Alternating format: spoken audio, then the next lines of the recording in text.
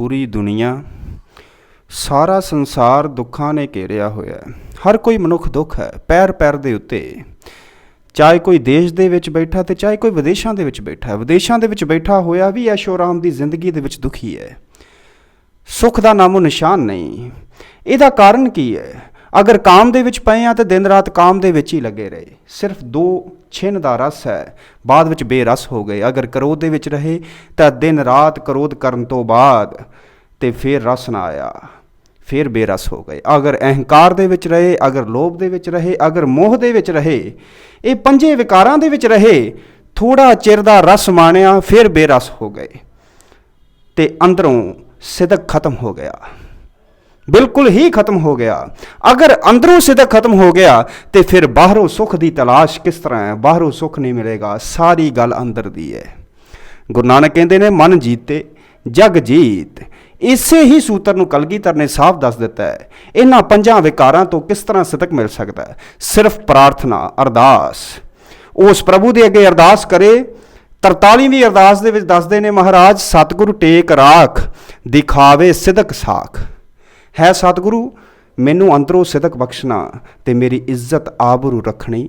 इन्हां 5 विकारां दे विच जेकर मैं प्रवृत्त हो के इस संसार दे विच किते विकारी ना बन जावां, मेरी इज्जत आबरू ते मेरी लाज रखो इन्हां 5 विकारां तो।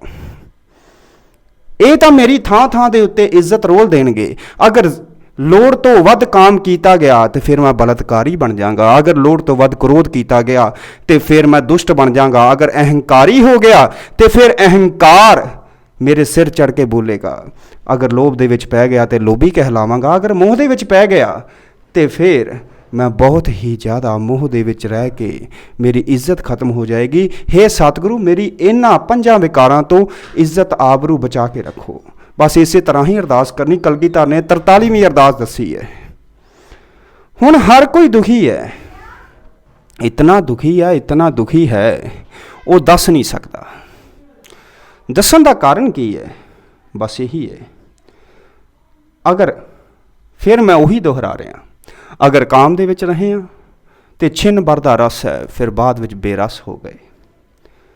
अगर बाद दे विच बेरस हो गए, फिर अगले दिन काम दे विच पै गए, फिर 2 छिन दा रस है, फिर बेरस हो गए। अगर क्रोध किया किसी दे उत्ते ते फिर 2 छिन दा रस है क्रोध दे विच, फिर बेरस हो गए।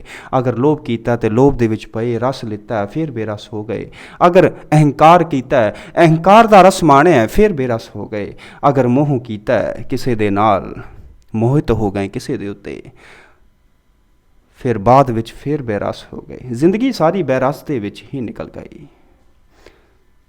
हुण इन्हां नूं जितना किवें है?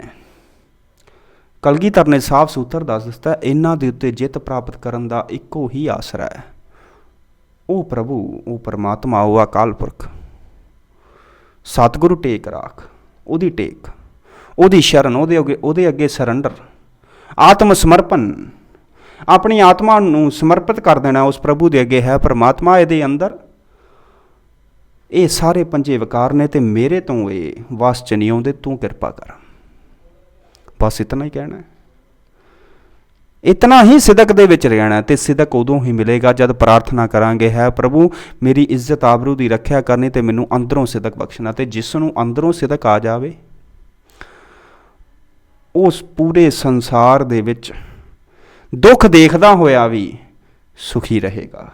बस ये सूत्र नूं समझ लेना। उस प्रभु की अगे अरदास करनी है जद भी ये 5 विकार कार विहारां दे विच इस विहारी बन जाए मन, कि बार बार एक चीज़ नूं करन लग पए। विहारी दे अर्थ ही यही ने, एक चीज़ नूं करन लग पए बार बार। अगर काम कर रहा, काम दे विच प्रवृत्त हो गया। अगर क्रोध कर रहा, क्रोध दे विच प्रवृत्त हो गया। अगर अहंकार कर रहा, अहंकार ही करी जा रहा। अगर लोभ दे विच है तो लोभी बन गया, बार बार लोभ कर रहा। अगर मोह हो गया तो फिर मोहित हो के किसी दे उत्ते मोह आ गया तो मोह ही करी जा रहा है।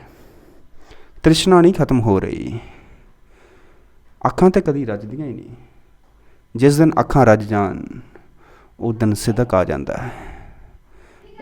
ये भी मर्ज करते हैं।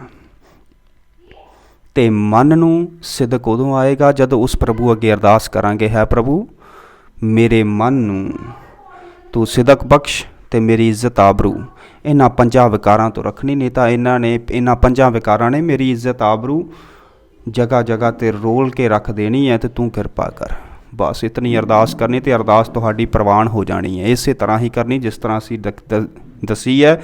ਸਤਿਗੁਰੂ ਟੇਕ ਰਾਖ ਦਿਖਾਵੇ ਸਿਦਕ ਸਾਖ ਹੈ। ਸਤਿਗੁਰੂ ਮੇਰੀ ਟੇਕ ਰੱਖੋ, ਮੇਰੀ ਇੱਜ਼ਤ ਆਬਰੂ ਤੇ ਮੈਨੂੰ ਸਿਦਕ ਬਖਸ਼ੋ, ਬਸ ਇਹੀ ਅਰਦਾਸ ਕਰਨੀ ਹੈ।